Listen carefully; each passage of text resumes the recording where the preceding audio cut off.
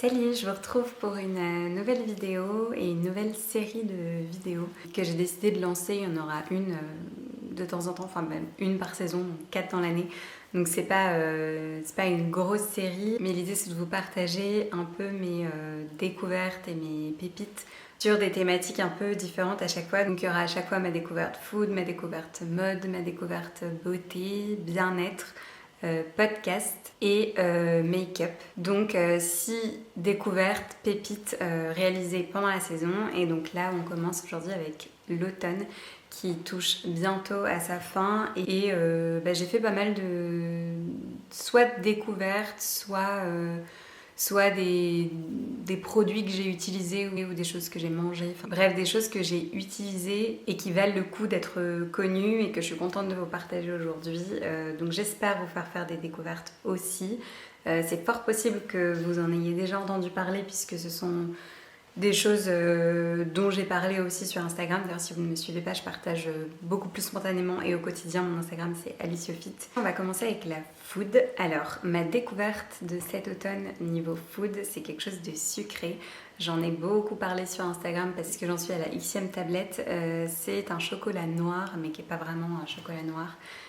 Puisqu'il est à la noisette. Mais ce ne sont pas des noisettes qui sont dedans, c'est un chocolat qui est fourré à la noisette et du coup c'est vrai qu'on dirait un chocolat au lait, on dirait de la pâte à tartiner en fait, il est juste incroyable. Alors à consommer avec modération puisque on a tendance à dire que le chocolat noir est excellent pour la santé, j'en mange d'ailleurs beaucoup tous les jours, ça c'est sûr, et quasi tous les midis et tous les soirs, enfin j'essaye d'alterner un peu, mais j'ai pour habitude de manger du chocolat noir très fort et puis parfois c'est du chocolat plus plaisir et c'est vrai que celui-ci fait partie de cette deuxième catégorie et donc c'est un chocolat de la marque Etikable dont je vous ai déjà parlé. J'avais eu la chance de recevoir des produits de leur part, mais il y a déjà quelques temps, mais il n'y avait pas ce chocolat dans les produits que j'avais reçus. Je connaissais cette marque en amont, mais ils m'avaient fait découvrir des produits que je ne connaissais pas. Et en fait, j'ai adoré leurs produits et depuis je rachète régulièrement. Ils sont trouvables dans tous les supermarchés, que ce soit Intermarché, Monoprix, Carrefour, on les trouve partout. Donc c'est vrai que ça c'est pratique. Ils sont très accessibles en termes de prix et leurs produits sont bio, sont bons.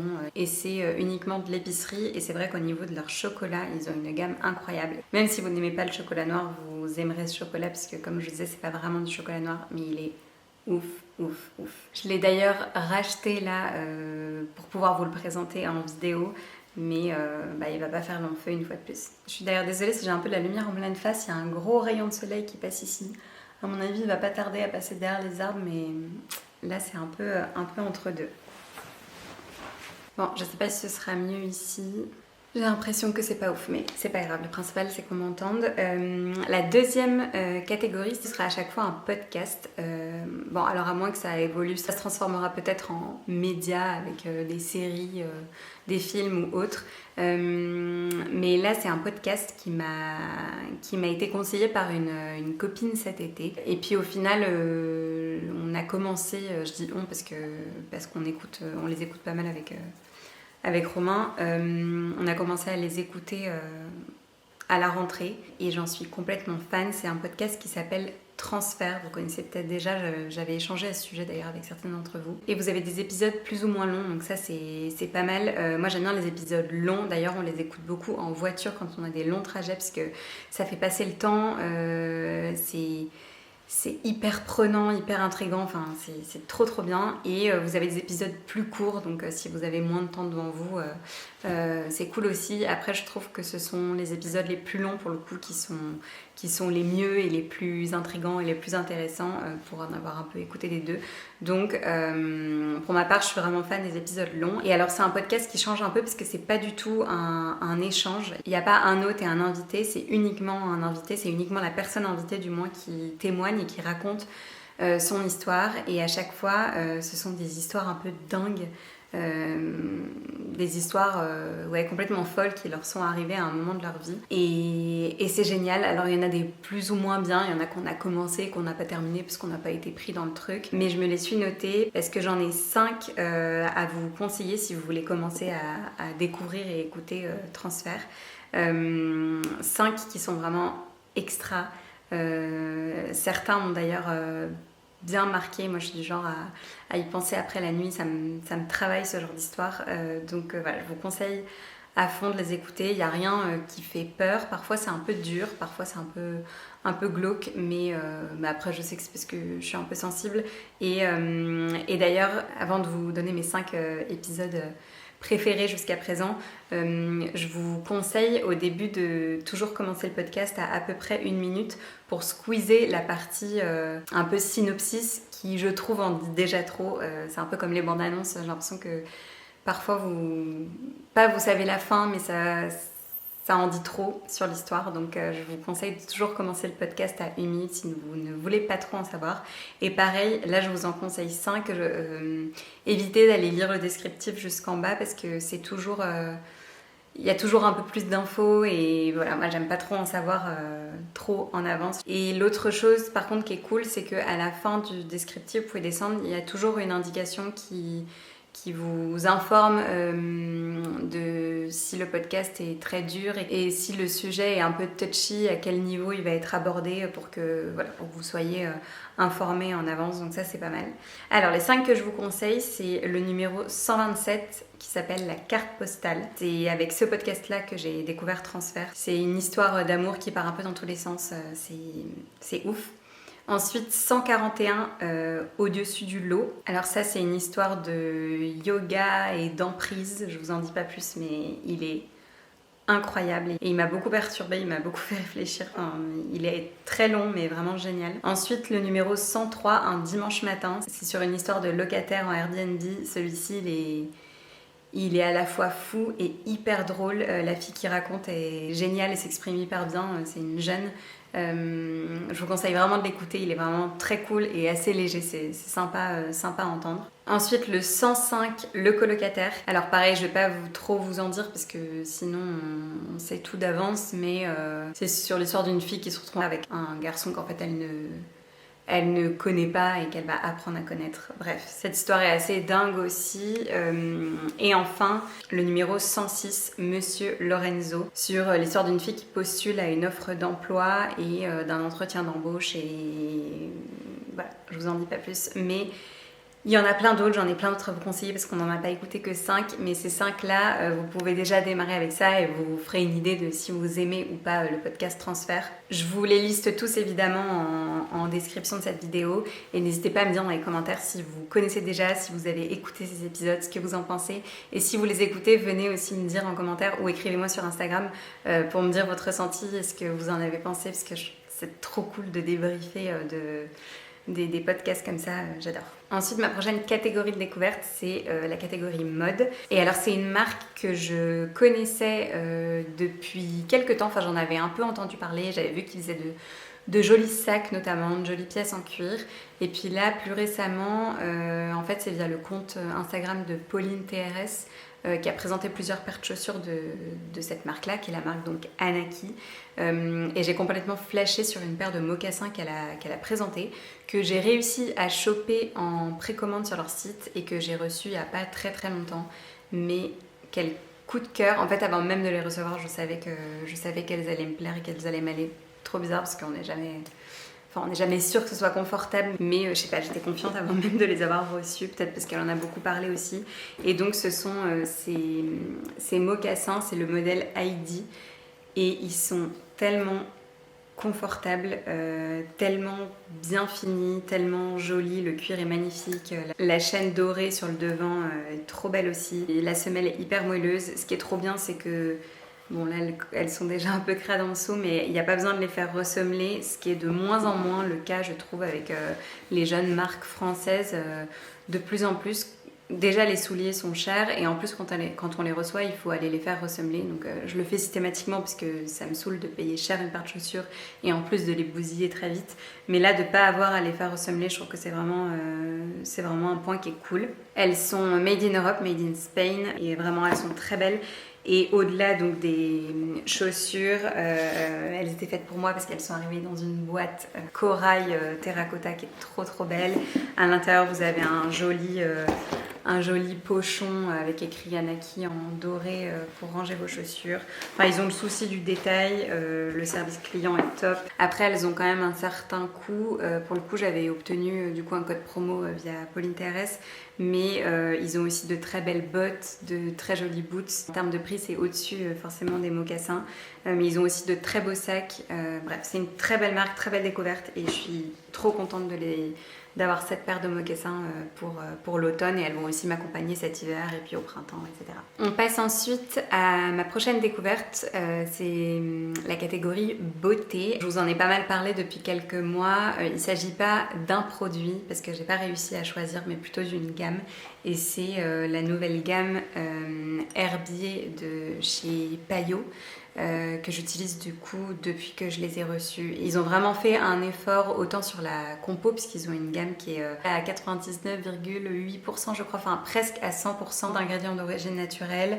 Ils ont fait des packaging en verre, tout est très joli, tout est très épuré, et les produits sont quasi tous universels, donc vous pouvez les utiliser quel que soit votre type de peau. Les odeurs sont incroyables, et en plus de ça, ils sont hyper efficaces, j'en suis trop contente. Je devais vous en présenter un avant les autres, c'est l'huile démaquillante, parce qu'elle est utilisable pour tous. Je sais que j'ai une bonne partie de ma communauté qui est composée de jeunes mamans ou de futures mamans, parce que j'ai souvent la question qui revient: est-ce que je peux utiliser ça, je suis enceinte? Est-ce que je peux faire ça, je suis enceinte? Et ben cette huile démaquillante, elle est à base d'huile d'olive, il n'y a pas d'huile essentielle, donc même enceinte elle est utilisable. Elle est vraiment très très douce, elle démaquille parfaitement bien, ne laisse pas de fini-gras. Ensuite, en termes de soins, il y a l'huile de beauté visage que vous pouvez utiliser soit en sérum sous votre crème de jour, et si vous avez une peau plus à tendance mixte ou grasse, moi j'ai une peau mixte, je l'utilise en soin de nuit et j'applique uniquement ça sur ma peau en massant bien, et elle est vraiment géniale. Elle est très hydratante, elle est non comédogène, elle ne laisse pas du tout de fini-gras, enfin elle est vraiment trop bien. Et la crème de jour que j'ai aussi bien usée, qui est à la lavande, l'odeur est juste incroyable. Comme je dis à chaque fois, c'est un voyage en Provence à chaque application. Elle est très douce, elle laisse pas du tout de fini-gras, elle est pas trop riche, elle est très hydratante. Enfin, elle est vraiment trop bien, cette gamme est incroyable, j'en suis très très contente. Je travaille avec Payot du coup depuis bientôt 1 an. Là, c'est pas du tout en collaboration, je vous en parle parce que je suis très contente des produits, mais ça vient vraiment du cœur. Et du coup, d'autant plus, je suis contente pour eux, et contente de travailler avec une si belle marque qui fait des produits qui sont vraiment quali, avec une bonne compo, qui sentent bon, enfin qui sont trop bien. Et le dernier produit qui est vraiment génial, c'est l'huile corps, qui est à l'huile essentielle de thym. Le thym, c'est un anti-inflammatoire naturel aussi, donc c'est très agréable quand on se l'applique sur le corps. Et je sais pas si vous aurez vu, mais tous les flacons d'huile là, vous avez besoin d'en utiliser tellement peu que ça fait déjà des mois que je les ai, et ça se consomme très lentement. Donc ça, c'est trop bien aussi. Je trouve que c'est un très bon rapport qualité-prix et quantité. Ensuite, ma prochaine découverte, c'est une bonne adresse, donc j'ai rien à vous montrer, mais je me suis dit que j'allais vous partager ça parce qu'on en teste quand même pas mal. Là, il s'agit d'un resto, donc ça concernera pas tout le monde, mais au moins vous le notez dans un coin de votre tête si vous vous rendez dans cette région. Donc là, entre septembre, octobre et novembre, on a fait déjà 3 destinations, mais il y a vraiment un restaurant qui a été un coup de cœur. La preuve, c'est qu'on y est allé 3 fois en l'espace de même pas 1 mois. Il s'agit du restaurant Aïtsa, qui est situé sur le bassin d'Arcachon. C'est un restaurant qui appartient à un groupe dans lequel il y a aussi un restaurant gastronomique et un resto qui s'appelle La Corniche, qui a une vue incroyable. Et le restaurant Aïtsa, c'est plus un bistrot, mais c'est quand même un restaurant qui est pas donné, mais qui est beaucoup plus accessible évidemment que le resto gastro. Enfin, ça n'a rien à voir. Et on y mange tellement bien les 3 fois. Je me suis régalée de l'entrée au dessert. Les cocktails sont incroyables. Le service est top. Le lieu est canon. Si vous y allez d'ailleurs, je vous recommande soit à l'été d'être sur la terrasse qui est très sympa, mais si vous y allez en hiver, je vous recommande d'aller à l'étage. Les gens ne pensent pas forcément à monter parce qu'on ne se rend pas forcément compte qu'il y a un étage. Mais à l'étage, c'est vraiment un esprit chalet. La déco est trop belle avec des canapés fleuris, un peu une déco rétro vintage. Il y a un bar en bois qui est canon et c'est hyper cocoon, hyper cosy. La lumière est un peu tamisée. Enfin bref, l'ambiance l'ambiance est trop agréable à l'étage. Les plats sont délicieux, c'est vraiment une valeur sûre. Et j'ai hâte de retourner sur le bassin aussi, rien que pour ça, c'était vraiment une adresse coup de cœur. Et pourtant, on en a fait quand même pas mal des restos et j'adore découvrir des nouvelles adresses et aller au resto parce que la bouffe, c'est la vie et qu'à Paris, on est quand même bien gâtés au niveau des bonnes adresses et des bons restos. Mais là, à Itza, c'est un coup de cœur. Donc si vous allez dans le coin d'Arcachon, du Pilat, etc., testez cette adresse, c'est vraiment trop trop bien. Ma prochaine découverte, il s'agit d'une découverte make-up et c'est un produit qui là m'accompagne tous les jours depuis un mois à peu près, un mois et demi. C'est un highlighter. Alors bon, moi vous savez que j'aime bien me maquiller, je me maquille tous les jours, c'est vraiment quelque chose qui me détend, qui me fait plaisir, je me sens belle, j'aime bien me maquiller. Et j'adore aussi les beaux produits de maquillage et je suis très highlighter, vous savez c'est cette poudre qui n'est d'ailleurs pas forcément une poudre, ça peut être liquide, ça peut être texture crème qui va venir illuminer certaines zones de votre visage pour donner un teint un peu glowy et éclatant. Et donc il s'applique ici, vous pouvez en appliquer sur le nez, aussi sur l'arcade sourcilière et au-dessus de la lèvre ici. J'ai prévu de vous faire une vidéo routine maquillage là très bientôt puisque ça m'a pas mal été demandé, donc je vous montrerai exactement comment je l'applique. Mais ce produit est vraiment trop trop beau. C'est un highlighter du coup poudre de chez Chanel. Vous pouvez le retrouver dans toutes les parfumeries et aussi sur le site de My Origin sur lequel je commande tout le temps mes produits de maquillage parce que tout est moins cher et que j'adore ce site. Il a déjà été pas mal utilisé, donc le logo Chanel est un peu en train de s'effacer. Vous voyez la beauté de cette poudre qui est vraiment un bronze qui tire un peu vers le doré pailleté. Enfin, c'est juste sublime. Chanel fait bien les choses, l'étui est canon et la petite pochette en velours qui va avec. Je trouve ce produit magnifique et même quand vous vous maquillez peu, je trouve pas et je pense pas que les paillettes ça fasse trop. C'est pas vraiment des paillettes en fait, ça vient donner un côté un peu irisé et c'est pour ça que ça s'appelle d'ailleurs un highlighter, un enlumineur. Ça vient vraiment illuminer votre regard, votre teint, lui donner de l'éclat quoi. Et vraiment je trouve que ce produit est trop beau et c'est une pépite et une trop belle découverte de cet automne. Et donc pour finir, ma dernière découverte, c'est dans la catégorie bien-être. Et là je voudrais vous parler d'une infusion, d'une tisane, d'une marque que je connaissais aussi mais juste de nom et que leur packaging était très joli mais j'avais jamais testé et c'est une de mes meilleures amies qui m'a offert ça quand elle est venue nous voir à Saint-Jean-de-Luz en septembre et là ça y est j'arrive à la fin de cette tisane. C'est de la marque L'Infuseur et je la mets dans la catégorie bien-être parce que c'est vraiment une tisane digestive qui va vraiment aider à digérer. Elle est composée de romarin, d'anis, de réglisse, de menthe poivrée, de thym et de sauge, de toutes ces herbes qui aident vraiment au confort digestif.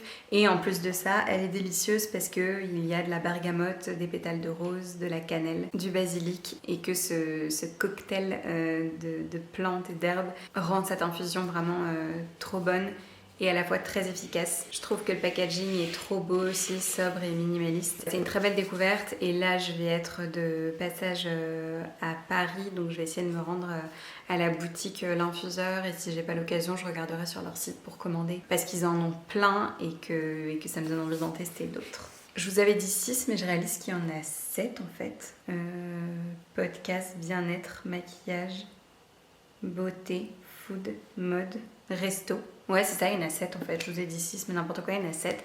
Donc voilà ce qu'il en est pour mes 7 découvertes et pépites de cet automne. J'espère que ce format de vidéo vous plaît, que ça vous aura fait faire des découvertes. En tout cas, c'est le but. N'hésitez pas si vous avez des questions, si il y a des choses qui vous ont donné envie, mais il vous manque certaines infos, vous avez besoin de plus de détails. C'est toujours un plaisir d'échanger avec vous, donc n'hésitez pas que ce soit ici ou sur Instagram. Et on se retrouve très bientôt pour une prochaine vidéo, et sinon au quotidien sur Instagram. Ciao. Appalachian sunrise meets my skin. Even with